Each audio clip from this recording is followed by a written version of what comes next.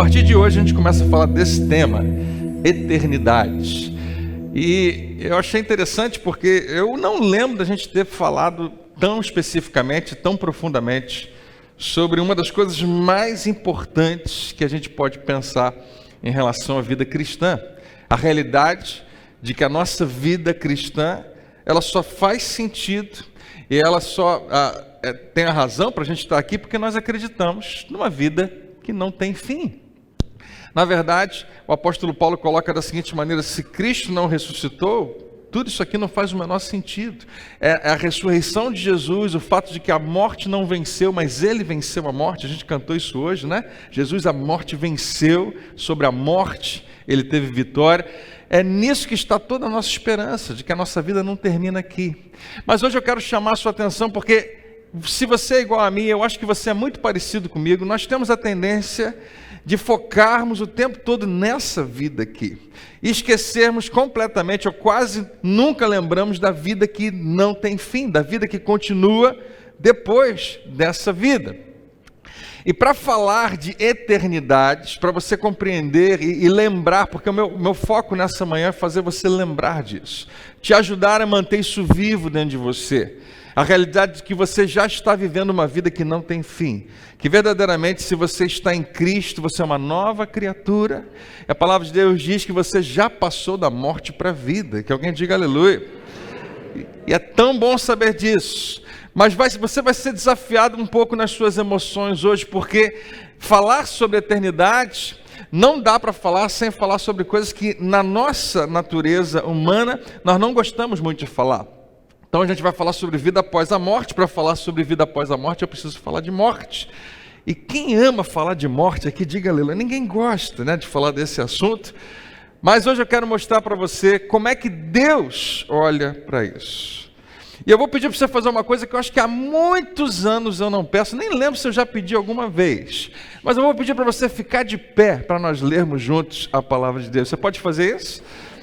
Tem igrejas que têm esse hábito. Nós vamos ler a palavra de Deus em reverência, de pé, mas mesmo que você não o faça, né, você não perde a reverência por causa disso, mas eu queria que você prestasse muita atenção no que nós vamos ler. Você pode ler junto comigo, você pode ler em voz alta, você pode apenas acompanhar, mas eu quero tratar desse assunto com você hoje.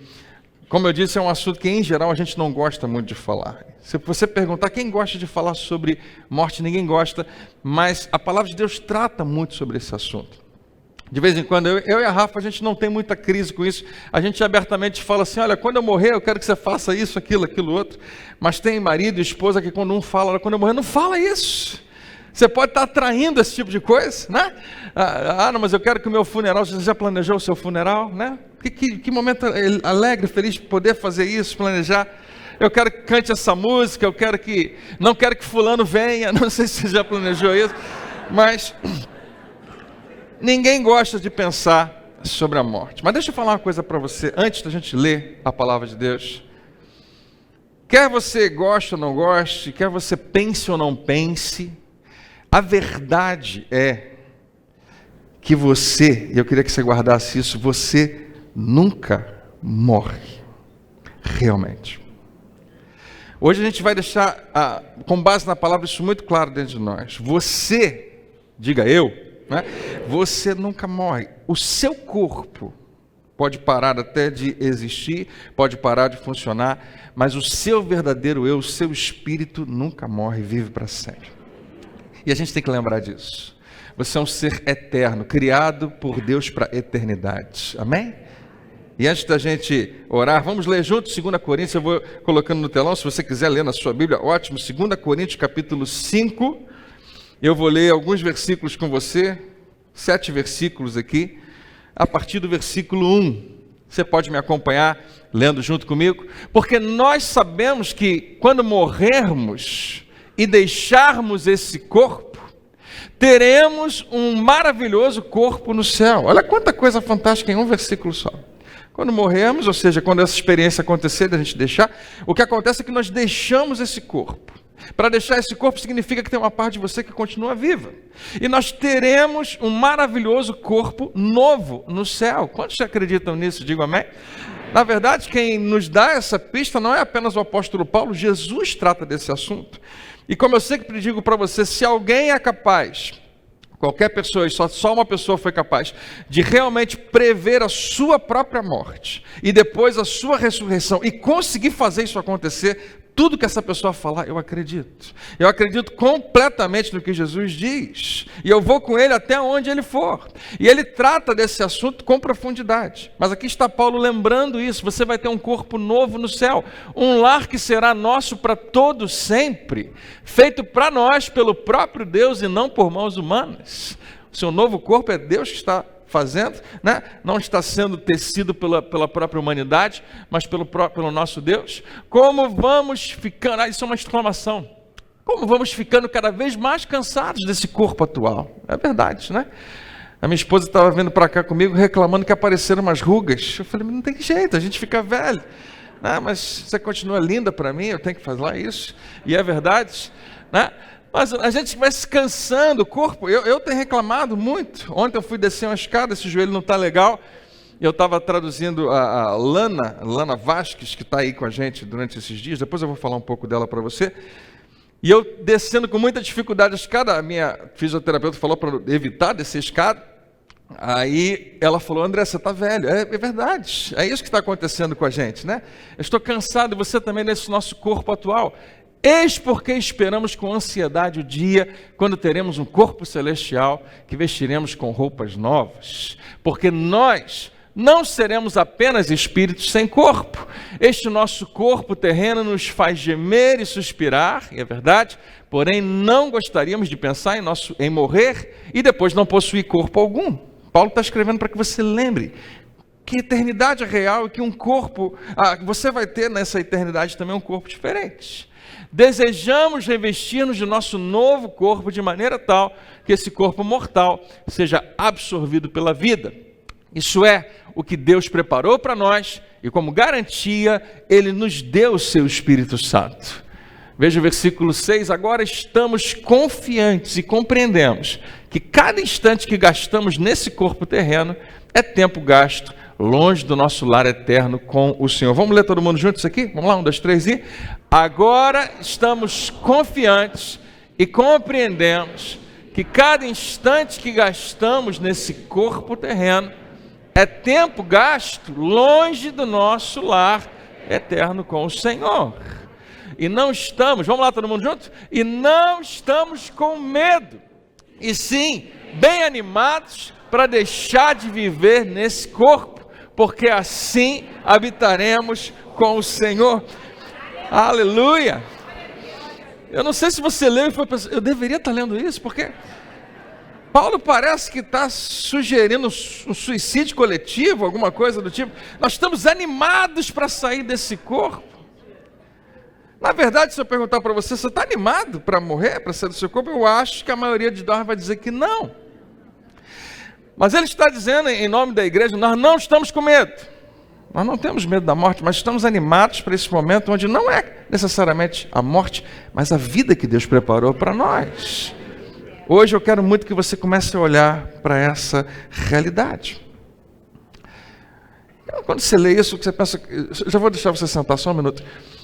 O que a gente faz então, Paulo? Se você está falando e advogando de certa maneira que a morte parece ser melhor do que a vida, qual o propósito dessa vida? No versículo 9 ele vai falar qual é o objetivo da vida.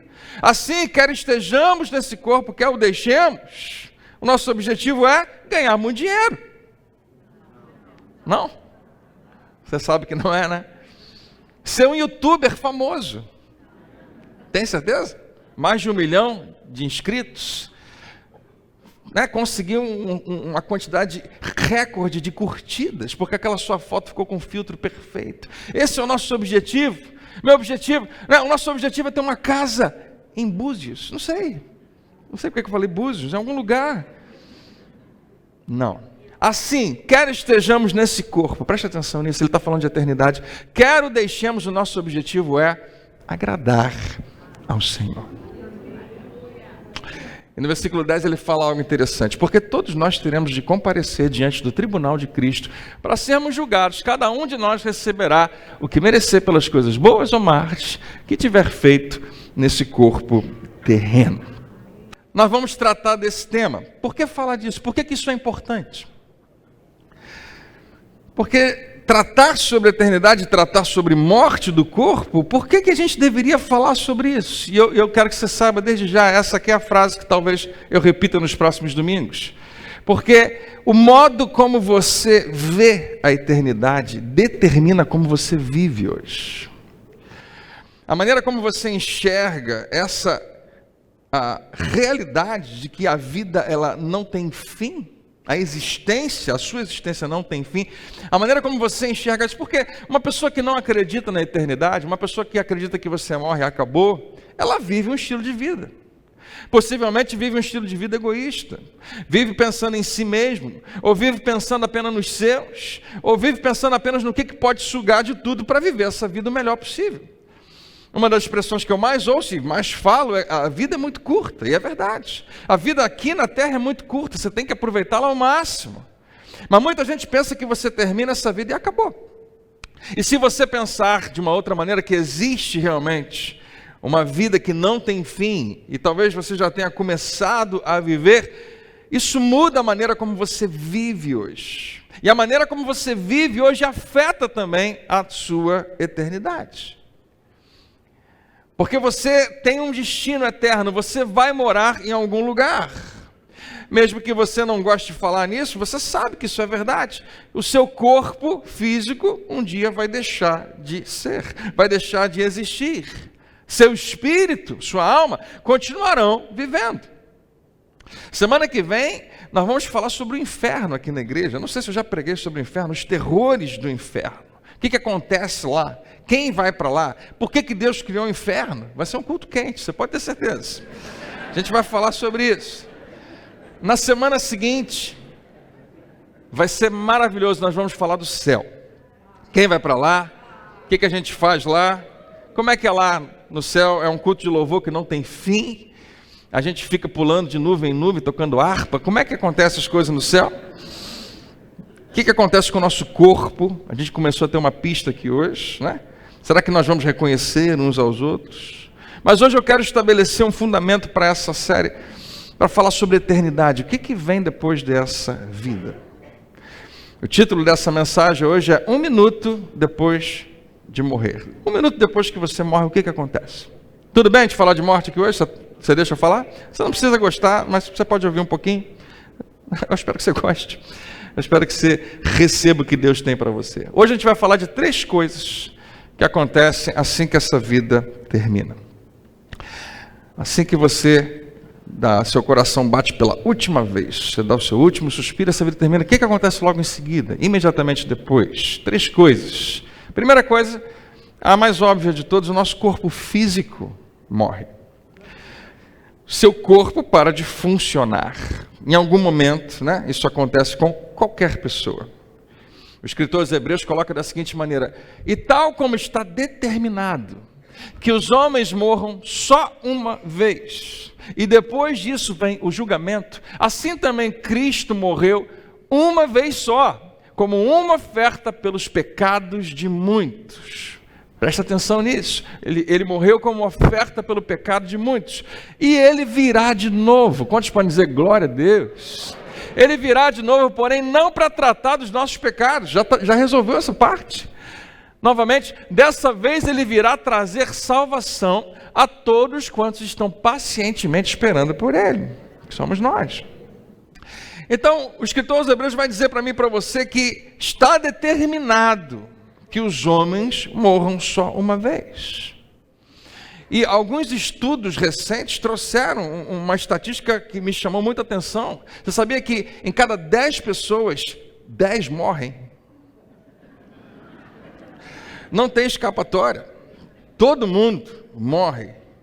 Eu também, você também. Em algum momento, de algum jeito, vai acontecer. E a gente ouve falar em morte todo dia. Em alguns casos, muito ruim ouvir desastres, acidentes, coisas terríveis. E às vezes tem umas coisas que você não entende, tão absurdo que aconteceu. Há pouco tempo, eu ouvi um pastor falando que ele morria de medo de morrer atacado por tubarões. Eu falei, mas que doideira é essa? Por que isso aconteceria?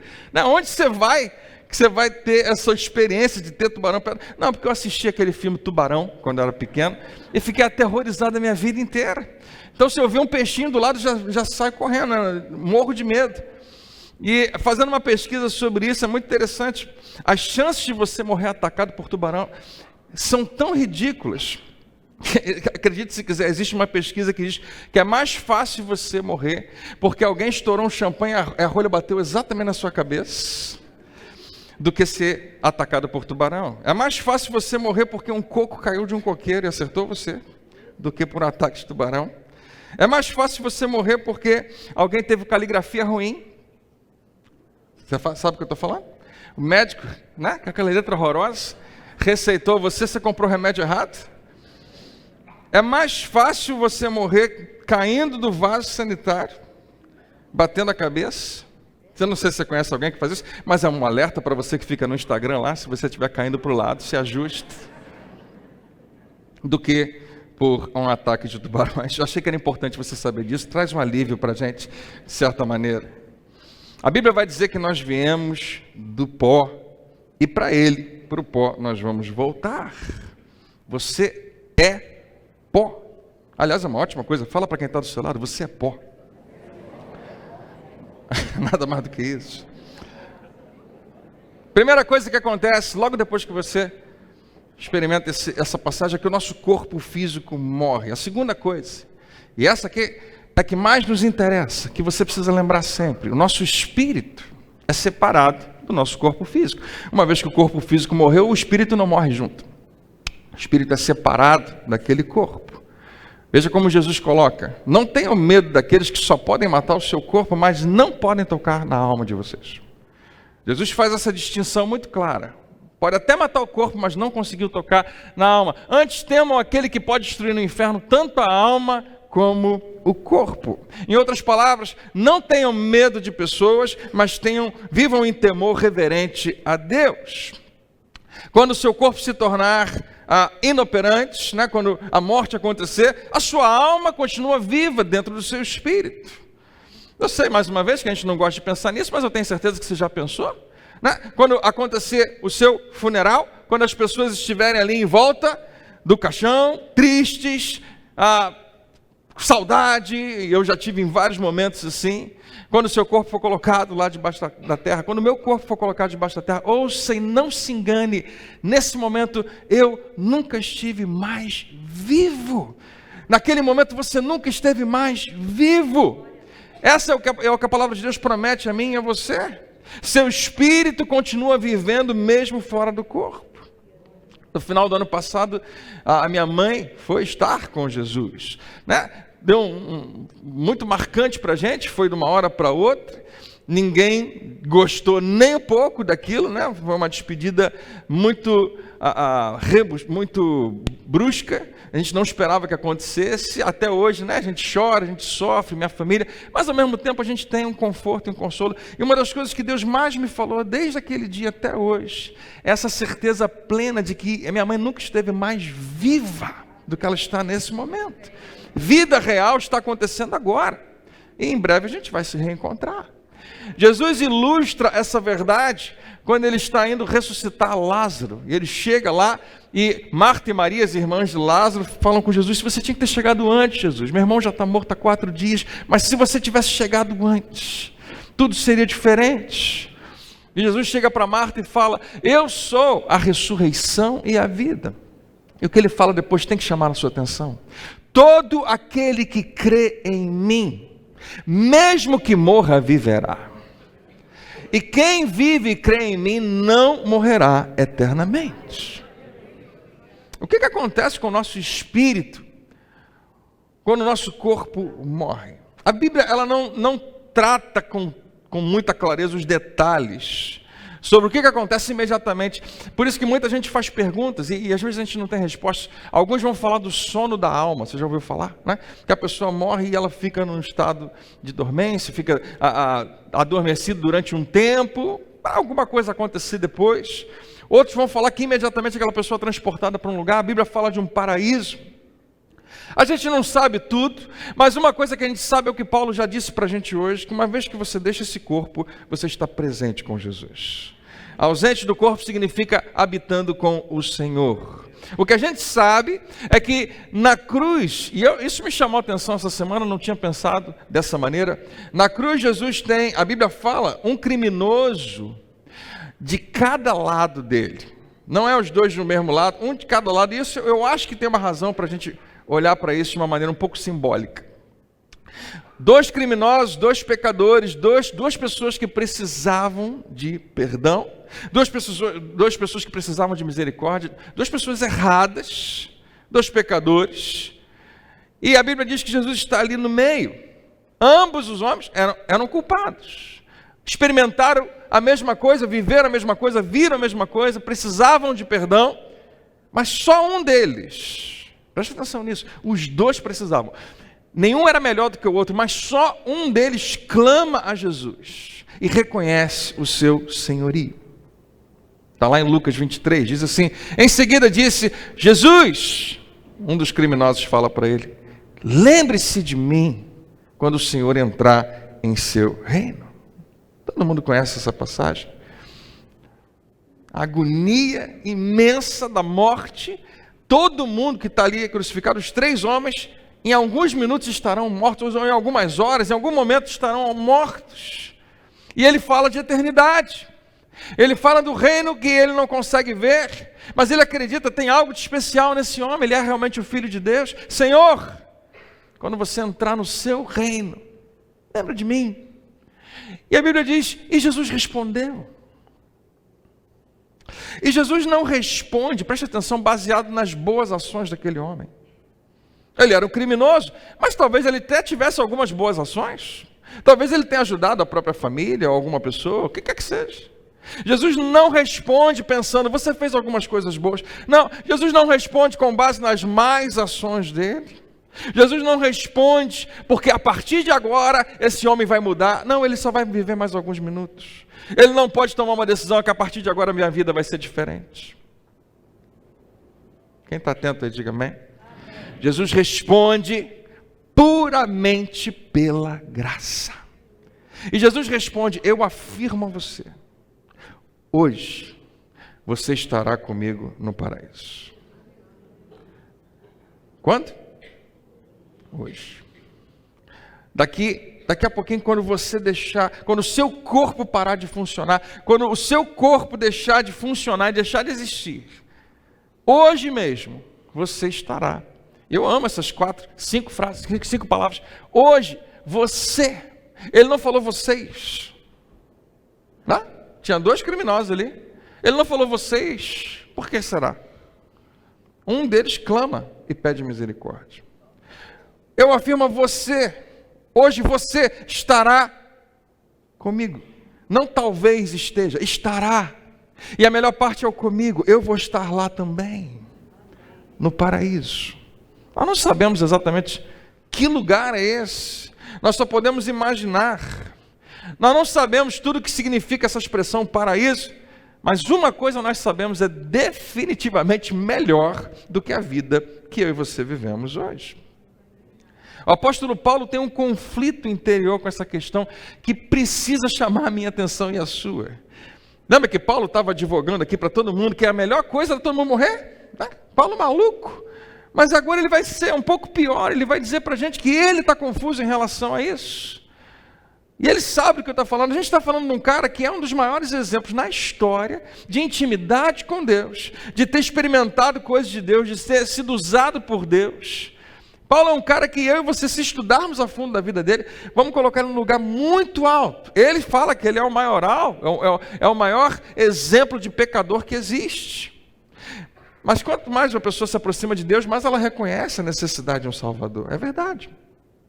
Ainda assim, esse cara está num lugar muito alto e ele fala que conhece em parte. A gente conhece muito menos do que ele. E ele sabe do que ele está falando. E ele tem um conflito no seu interior. Ele fala, eu sempre serei uma honra para Cristo. Quer pela vida, quer pela morte. A minha vida vai honrar, a minha morte vai honrar. E ele continua dizendo, porque para mim, viver significa oportunidades para Cristo. E aí ele fala assim, e o morrer é melhor ainda. Mas se viver me der mais oportunidade para ganhar pessoas para Cristo, olha a razão da vida dele. Se viver vai ser isso, mais oportunidade para ganhar pessoas para Cristo, então na realidade não sei o que é melhor. Paulo está confuso. O que é melhor, viver ou morrer? Paulo, se você viesse aqui na igreja hoje e fizesse uma pesquisa, você ia chegar a uma conclusão rápida. Todo mundo acha que é melhor viver. Se ele chegasse aqui e falasse, o que vocês acham melhor, viver ou morrer? Paulo, eu acho melhor viver, né? Mas por que a gente tem que olhar para isso? Por que ele está realmente num conflito no seu interior? Porque ele consegue ver que as duas alternativas para ele são ótimas. Uma vez que ele entende o que significa viver e o que significa morrer, ele fala, as duas alternativas são tão boas que eu estou confuso, eu não sei o que escolher. Eu estou pressionado dos dois lados. Às vezes eu tenho desejo de ir e ficar com Cristo. Certamente seria muito melhor para mim. Paulo está na dúvida do que é melhor para você e o que é melhor para ele. Para ele é muito melhor ir embora. Isso significa morrer. Ele não tem a menor crise com isso. É Paulo que fala, onde é que está a morte, a tua vitória? Paulo não tem o menor medo da morte. Ele ri da morte. Ele está muito tranquilo. Para mim, morrer é lucro. É melhor ainda. É melhor do que ficar aqui. Nada contra vocês, Paulo está dizendo, né? Mas para mim é melhor ir embora, ficar com Jesus. Quantos aqui podem concordar com essa parte de Paulo, que é melhor estar com Jesus do que com qualquer outra pessoa? Você falou muito fraquinho. Amém? Muito melhor. Porém, Paulo fala, a realidade é que eu posso, olha que fantástico, ajudar mais a vocês permanecendo aqui. Ele faz questão, parece que é um desabafo. Gente, eu não sei o que fazer. Por causa de vocês eu vou ficar, mas deixa eu falar, para mim era muito melhor ir embora. Paulo faz para mim e para você essa distinção que estar ausente desse corpo, deixar esse corpo aqui na terra, significa algo maravilhoso. Estar presente com o Senhor. O que acontece 1 minuto depois que você e eu morremos? Nosso corpo morre.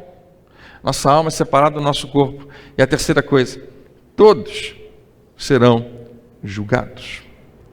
Nós lemos essa passagem, né? Deixa eu colocar 1 Pedro capítulo 1, versículo 17. E lembrem-se de que Pedro está escrevendo isso para a igreja, que o seu Pai Celestial, claro que é para a igreja que ele está escrevendo, a quem vocês oram, não julga de maneira parcial. Ele não tem filhos prediletos, ele julga imparcialmente, julgará vocês com perfeita justiça por tudo quanto fizerem. Portanto, procedam com temor a ele durante o restante da jornada de vocês. Em outras palavras, o tempo que vocês ainda vão viver aqui nesse mundo, que passa muito rápido. Quando a Bíblia fala sobre juízo, sobre julgamento, você vai ver a ênfase principalmente em 2 julgamentos. 2 julgamentos que a Bíblia vai tratar para mim e para você, e a maioria vai concordar que, à medida que você vai caminhando para a revelação do Apocalipse, são esses os 2 grandes julgamentos que acontecem. O primeiro de todos é um que a Bíblia chama do grande trono branco. Eu não sou um grande estudioso, mas eu concordo com a maioria dos estudiosos que falam que, até porque quando você lê faz sentido, que o grande trono branco, esse momento que Apocalipse, João escreve no Apocalipse a respeito disso, se refere a um julgamento para aqueles que morreram sem Jesus. É um julgamento para os incrédulos. João já está mais idoso, ele está exilado na ilha de Patmos, e ele tem uma revelação, ele tem uma visão a respeito de Jesus e das coisas que vão acontecer. E já no finalzinho daquela carta que você conhecemos como Apocalipse, lá no finalzinho do capítulo 20, ele escreve o seguinte: e vem um grande trono branco.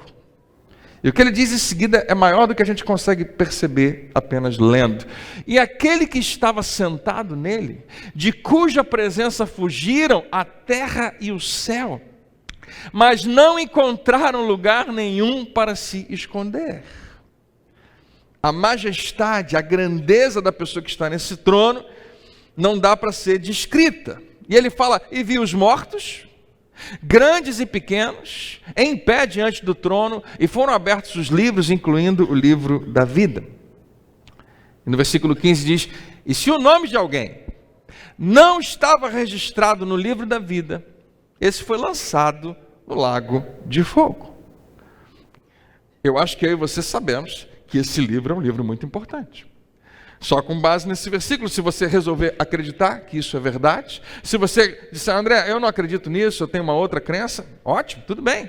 Mas se você disser, eu acredito que o que Jesus falou é verdade, que realmente isso é real, esse versículo tem que chamar a nossa atenção. Esse livro é um livro muito importante. O que é esse livro da vida?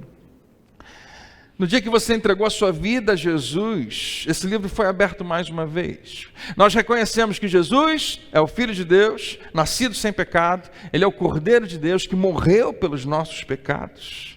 E quando você, assim como aquele criminoso na cruz, chega a essa posição, a essa consciência de que você precisa de um Salvador, e você se arrepende, e aceita que aquilo é uma necessidade real sua, e você permite, você se deixa ser salvo pelo Senhor Jesus, você é salvo. Não por obras, não pelo que você fez, somente pela graça de Deus, pela fé em Cristo Jesus, que Ele te substituiu naquela cruz e te deu o presente da vida eterna. E quando você confessa o seu nome, declara que Ele é o seu Senhor, o seu nome é escrito no livro. O seu nome é escrito no livro, e Moisés menciona esse livro, outros autores também, João vai falar dele em Apocalipse, Paulo menciona. Aquele que recebeu Jesus, quando você se torna um filho de Deus, seu nome é escrito nesse livro. Em Apocalipse, no capítulo 3, diz que o seu nome jamais será apagado desse livro. Glória a Deus! No grande trono branco, nesse momento, no juízo final, se alguém for procurar o seu nome no livro da vida, vai achar, o seu nome está lá. Ele está escrito. Eu penso, queridos, que é difícil para mim imaginar, eu não sou tão grande assim para ter essa revelação, eu acho que nem sei se Deus dá essa revelação a alguém, mas talvez não seja, como eu e você imaginamos, um livro físico escrito, o seu nome lá de certidão de nascimento, que você nasceu aqui no Brasil, não é o seu nome, até porque tem outras pessoas que têm o mesmo nome que você. Fala, isso aí não sou eu não, é outra pessoa, né? Você pode confundir alguma coisa. Mas você entende que o que João está apontando para mim, para você, figurativamente, talvez seja simplesmente aqueles que são de Jesus e aqueles que não são. João, a Bíblia inteira aponta para essas duas famílias na terra, esses dois grupos de pessoas. E ele menciona se o nome de alguém não estava registrado no livro da vida, esse foi lançado. Próximo passo é para um lugar que você não quer ir de jeito nenhum. E a gente vai falar um pouquinho sobre isso na semana que vem. O que significa isso? Aqueles que não conheceram a Cristo, que estão separados dele. E o que é esperado? Eu considero um dos versículos mais difíceis para mim, em toda a Bíblia, é Mateus capítulo 7, verso 23. Esse versículo me assombrou por muitos anos. Até hoje, para muitas pessoas é motivo de preocupação. A gente não sabe muito bem o que fazer com ele. É Jesus que está falando aqui. E ele fala assim, versículo 21, nem todo aquele que se refere a mim como Senhor, porque a gente pensa que basta isso. Tem um versículo que diz que nós precisamos reconhecê-lo como Senhor, declará-lo como Senhor, e nós somos salvos. Agora Jesus está dizendo, nem todo aquele que se refere a mim como Senhor entrará no reino dos céus. A questão decisiva é se a pessoa faz a vontade do meu Pai que está no céu. No dia do juízo, quando? No dia do juízo, muitos me dirão, Senhor, Senhor, não profetizamos a seu respeito? Não usamos o seu nome para expulsar demônios, para fazer muitos milagres? Jesus, em seu nome eu frequentava a igreja, todo mês eu estava lá no domingo da ceia, eu sempre fui uma pessoa boa, eu nunca fiz mal a ninguém. Essa seria a linguagem para o nosso mundo de hoje. Eu sou uma pessoa que, eu acho que em algum nível mostrava um caráter cristão. Aliás, eu sou melhor do que muitos desses crentes hipócritas que eu conheço. Talvez a pessoa poderia falar isso. Eu fiz caridade, eu ajudei, eu fiz ação social, eu me esforcei. E Jesus vai dizer, no versículo 23, eu, porém, responderei, nunca os conheci. Você conhece esse versículo? Eu acho que você conhece, quando Jesus chega e fala essa frase tão forte. Ao mesmo tempo que a gente pensa, como assim? Alguém fez tudo isso em nome dele, ele vai dizer, nunca os conheci. Afastem-se de mim, vocês que desobedecem à lei. Nós precisamos ter revelação em relação ao que Jesus está falando. A Bíblia Viva, a nova Bíblia Viva, diz o seguinte: mas eu responderei, vocês nunca foram meus. Vão embora porque as suas obras são más. Nunca te conheci, você nunca foi meu, a gente nunca andou junto, nós nunca tivemos relacionamento. O verbo conhecer na Bíblia, ele tem uma amplitude gigantesca. Assim como para mim e para você. Às vezes você pergunta, você conhece fulano de tal? Só de você ter visto a pessoa, você fala, conheço. Você não conhece nada, você conhece ela de vista, né? Ou conhece o nome. Mas tem pessoas que você vai conhecendo no caráter cada vez mais íntimo. Marido e esposa se conhecem de verdade. O verbo conhecer é usado até para falar de intimidade sexual no casal. Quando fala, e não o conheceu até que se casou. Lembra que a Bíblia fala sobre isso, sobre José e Maria? Conhecer. Jesus está dizendo mais ou menos assim, a gente nunca namorou, a gente nunca noivou, a gente nunca casou, a gente nunca teve intimidade, a gente nunca se conheceu, você nunca foi meu. E o que ele está dizendo, entenda, é que apenas dizer que ele é o teu Senhor é a porta de entrada para a sua salvação, mas realmente reconhecer o seu senhorio é que faz toda a diferença. É o que aproxima você verdadeiramente dele. O primeiro julgamento é para aqueles que não têm o nome escrito no livro da vida. O segundo julgamento, eu acho que você vai concordar comigo que ele tem mais a ver com outro grupo de pessoas que sim, têm o seu nome lá no livro da vida. Talvez ele é voltado mais para os cristãos. 2 Coríntios, no capítulo, é o que nós chamamos o tribunal de Cristo. Ele aparece em 2 Coríntios, no capítulo 5. Paulo escreve à igreja e diz assim, pois todos nós teremos de comparecer no tribunal, diante do tribunal de Cristo, para que cada um receba o que merecer pelo bem ou mal que tiver feito nesse corpo terreno. O que é o tribunal de Cristo? É legal você estudar a expressão tribunal para mim e para você. Nós criamos uma imagem de um juiz, jurados, advogados. Essa expressão tribunal que nós lemos nesse versículo, no grego, é uma palavra que chama, talvez a melhor tradução seja essa, bema, que significa uma tribuna ou um assento de autoridade. Essa expressão, colocada aqui em 2 Coríntios por Paulo, foi extraída na inspiração dos Jogos Olímpicos gregos da Antiguidade, quando existia um lugar de honra para o juiz ficar, para ele observar com muita clareza, numa corrida, por exemplo, quem realmente chegava em primeiro lugar, quem chegava em segundo. Ele observava à medida que os corredores passavam, num lugar de destaque onde ele poderia reconhecer quem venceu e quem não venceu. Era o lugar que o juiz ficava. No fim da corrida, o juiz se levantava do bema, desse assento de autoridade, para premiar os vencedores. Então não era um julgamento, esse juiz não estava ali para julgar se alguém poderia ser qualificado ou não a participar da corrida. Ele estava julgando apenas para identificar quem receberia a premiação e para celebrar aqueles que completaram a corrida, que completaram a carreira. Então é importante quando a gente lê isso, fazer essa distinção. Quando você lê no original, na língua portuguesa, a gente perde um pouquinho desse sentido, mas é legal quando você vai lá e olha. E eu e você precisamos entender que isso é muito importante. O tribunal de Cristo não é um julgamento pelos seus pecados. Seus pecados já foram julgados e o preço por eles já foi pago na cruz. E você foi perdoado em Cristo Jesus, se você creu nele. Esse tribunal, essa tribuna de Cristo, é uma recompensa no céu pelo que você fez na terra. Espera aí, André, mas você vive falando o tempo todo que você não é salvo por obras, você é salvo pela graça de Deus, agora você está enfatizando a questão das obras. É verdade, você precisa entender isso. Você jamais será salvo por obras. Você jamais pode conquistar a salvação que Cristo conquistou por você, para você, por causa das suas boas obras. Por natureza. Nós nascemos pecadores nesse mundo. E quando Paulo escreve aos Romanos, fala, todos pecaram, né?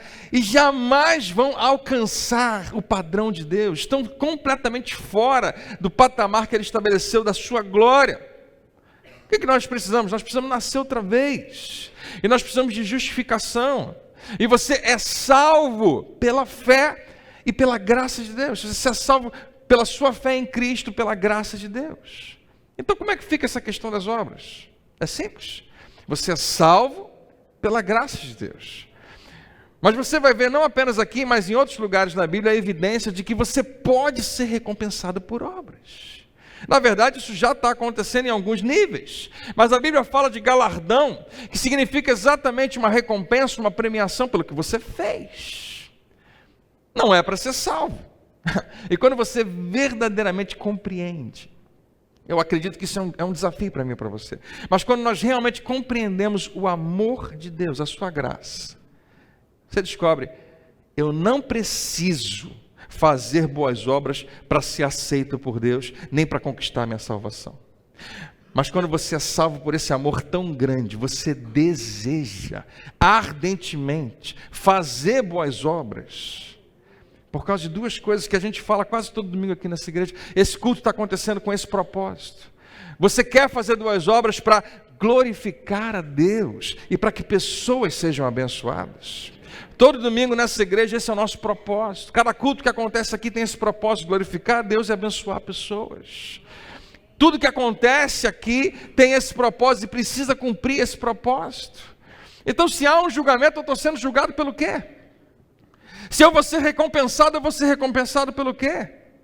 Eu anotei aqui, posso sugerir algumas coisas, talvez seja isso. Você vai ser julgado por como você tratou as pessoas. Porque ele pede muito isso em relação a você com seus irmãos, com as pessoas com as quais você convive. Você vai ser julgado, né, pelas palavras que você falou e como você falou. A gente fez uma série inteira para tratar disso. No último mês falamos, pronto, falei, da ansiedade que a gente tem de ser ouvido e não necessariamente de ouvir. Você vai ser talvez julgado por como você se comporta com o seu dinheiro. Aliás, não é seu, é tudo dele. Ele quer saber como é que você administra aquilo que ele tem colocado nas suas mãos. Talvez você seja julgado em como você contribuiu para ajudar que pessoas chegassem até Jesus. Você consegue imaginar esse momento?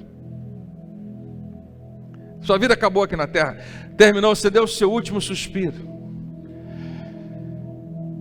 E tudo que tinha aqui seu foi deixado para trás. Você não leva nada com você. E você está agora diante de Jesus. E na sala do trono, a luz dele é tão brilhante que você não consegue ver exatamente quem é. Você só percebe quando ele levanta a mão e você vê uma marca na sua mão. E ele se aproxima de você e você não aguenta, você se joga no chão. E você cai com o rosto em pé. E ele vem até você, coloca a mão no seu ombro. Você me permite fantasiar? E ele pega uma coroa, a Bíblia fala que existe uma coroa. E ele coloca sobre a sua cabeça. E você não está entendendo por que ele está fazendo isso. E você ouve as palavras que todo crente mais deseja ouvir: servo bom e fiel. Você foi fiel no pouco, agora vai ser colocado sobre muito. Como assim, Senhor? Você estava lá na geração vida. Você fez diferença na vida de crianças. Eternamente. Você mudou completamente a história de muita gente. Muitas delas já se tornaram adultos, cresceram, estão aqui. Já no céu. Você era a pessoa de oração na sua casa. E você orava e orava e orava. Você era uma luz no seu escritório onde ninguém mais acreditava. E ninguém mais, as pessoas caçoavam de você, mas você permaneceu firme. Você não tinha muito, mas você nunca deixou de dar e de contribuir e de dividir e de compartilhar. E você não fazia ideia de que alguém estava observando, mas eu estava vendo a sua fidelidade. Para alguns de vocês que estão aqui, Jesus, o próprio Jesus vai chegar e vai falar assim: você me deu comida quando eu tive fome. Você me deu água quando eu tive sede. Você me visitou quando eu estava sozinho e enfermo. Jesus, do que você está falando? Você me vestiu quando eu precisei de roupa. Você me ouviu quando eu precisava de um ouvido. Quando eu precisei de um abraço, você me abraçou. Quando eu precisei de oração, você orou por mim. Quando eu fiz isso? Você conhece? Jesus fala sobre isso. Toda vez que você faz isso a alguém, você está fazendo a mim. Ele leva para o caráter pessoal. Você fez comigo. Nessa manhã eu espero que o Espírito te lembre e marque seu coração hoje de que a sua vida não termina aqui. Você vai viver para sempre, já começou inclusive. E que você lembre dessa passagem. Assim, quer estejamos nesse corpo, quer deixemos ele, nosso objetivo é agradar o Senhor. E se você me permite, eu quero confessar algo pessoal, meu. Quando eu ouço isso, eu descubro que eu preciso melhorar muito. Eu preciso mudar e melhorar seriamente. Eu confesso a você que a minha mente já esteve muito mais focada na eternidade do que ela está hoje. Eu cometi um erro, e eu acho que é um erro que muita gente comete.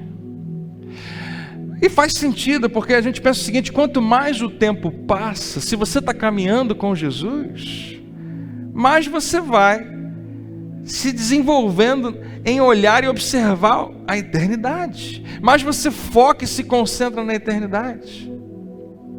Mas o outro lado da moeda parece que é mais expressivo e muito forte.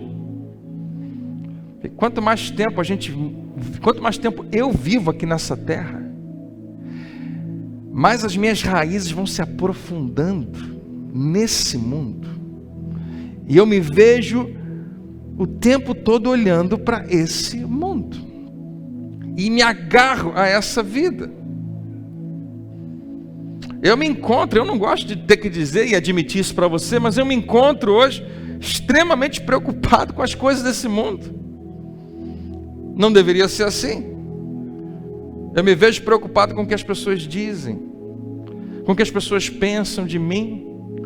E na verdade eu deveria estar interessado e obcecado no que Deus pensa de mim. Eu deveria estar extremamente interessado em saber o que Ele diz de mim. Na minha experiência, eu estou rodeado de crentes por tudo quanto é lado. O único lugar que eu interajo com pessoas não crentes é no vôlei. E graças a Deus é uma oportunidade que eu tenho, e durante esses anos eu tenho desenvolvido uma certa facilidade de tratar com eles sobre a minha salvação. Mas eu preciso confessar a você, é tão fácil a gente se desgastar e fugir de ter que ser uma testemunha o tempo todo, porque as coisas desse mundo têm se tornado tão importantes. Quanto mais confortável a minha vida fica, mais eu desejo que ter mais conforto, e tenho um medo terrível de perder ele. E sim, hoje está mais confortável do que já foi antes. As raízes vão se aprofundando. Porque quanto mais eu desejo conforto nesse mundo, preste atenção, menos eu vivo pelas coisas que realmente interessam, pelo que realmente eu deveria estar fazendo. Eu detesto admitir isso na sua frente, mas é a pura verdade. Nós lutamos contra uma lei da gravidade espiritual, alguma coisa que puxa a gente para baixo, todo dia, toda hora. Você tem que tomar uma decisão, você tem que se levantar. Nós somos puxados para baixo. Eu lembro na minha adolescência, quando eu era mais jovem, era extremamente fácil e rápido perceber e me alinhar à vontade de Deus. Hoje demora mais, muita distração, muitos afazeres. Não é essa expressão lá, né? Marta, anda preocupada com tantas coisas, tantos afazeres, mas só uma coisa realmente interessa. Eu preciso ouvir isso, acho que você também.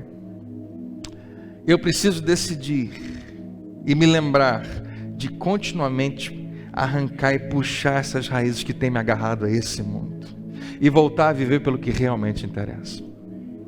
É o meu convite para você. Vamos fazer isso junto. Porque um dia você vai dar o seu último suspiro aqui na terra. Pode ser daqui a 50 anos ou mais. Seu coração vai bater pela última vez. E naquele momento não dá mais para fazer nada. Daqui até lá ainda dá, mas depois não dá mais. Eu preciso me concentrar no que realmente importa, no que vai durar por toda a eternidade. Jesus quer eu esteja nesse corpo, quer eu deixe esse corpo. O meu objetivo é te agradar. Essa é uma oração que talvez eu e você precisamos fazer.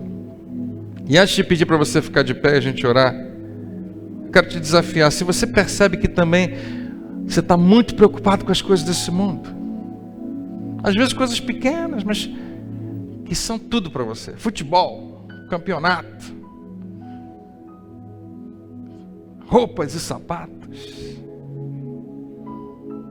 me graduar, me pós-graduar, me casar, a nova casa é tudo para mim, popularidade, como a gente quer isso, ser amado e famoso em algum nível, um carro, as próximas férias, seja o que for.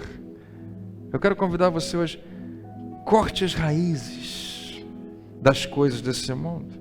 Pastor, mas qual é o problema? Não tem nenhum problema em você gostar dessas coisas e querer ter essas coisas, nenhum problema. Mas não se apegue tanto em coisas que duram tão pouco. Deixa eu repetir para você, não se apegue tanto em coisas que duram tão pouco. Você conhece a ilustração do GPS, né? Que se você errar um caminho, por causa da sua ansiedade, o GPS fala assim para você, vou recalcular a rota para você. Eu acho que a gente tem que pedir hoje que o Espírito Santo, e permitir que Ele faça isso, que Ele recalcule a nossa rota. Que Ele nos mostre, nos lembre o que realmente importa. Ele criou você com um propósito. E ouça, você está nesse mundo só de passagem. Esse não é o seu lar. Não é aqui que você vai viver para sempre. E o modo como você vê a eternidade determina como você vive hoje. Feche seus olhos, vamos orar juntos. Amém. Pai, que nessa manhã o Teu Espírito marque o nosso coração com essa simples verdade. Nós não podemos fechar os olhos para a realidade da eternidade. Mas nós queremos, meu Pai, saber que a vida vai continuar. Nós temos que trabalhar, nós temos que fazer muitas coisas, nós temos que lidar com os nossos relacionamentos, sentimentos, pensamentos, filhos, esposa, marido, pai, mãe, dinheiro.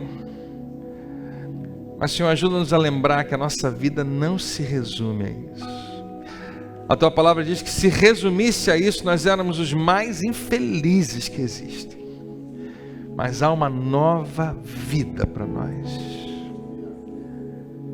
Renove em nós hoje essa esperança, essa certeza. Que todos que estão aqui, por nem um minuto tenham ficado com medo, ou tenham se sentido condenados, mas que haja uma alegria, uma esperança muito grande. O meu nome está escrito no livro da vida. Eu pertenço a Jesus. E eu vou viver com Ele para sempre. Eu não preciso ter medo da morte. Quando ela chegar, a palavra diz que eu posso até me alegrar, porque para onde eu estou indo é vida real. Aleluia, Pai. Essa é a nossa oração. Que Teu Espírito hoje nos ajude a enxergar o que nós precisamos fazer. A ter coragem para simplesmente, quem sabe, mudar alguns hábitos, mudar algumas atitudes, descobrir se o dinheiro está nos dominando, não permitir, mas sermos mais doadores para quebrar esse efeito. Se relacionamentos têm sido maiores do que a Tua presença na nossa vida, nós precisamos repensar e pensar, não, nada é maior do que o meu relacionamento com Jesus. Nada pode ser maior. Abre os olhos do nosso coração, Senhor, e ajuda-nos a ver o que o Senhor já fez por nós. Obrigado porque o Senhor colocou a eternidade dentro de cada um de nós. Nós te louvamos em nome de Jesus. Amém. Vamos ficar de pé.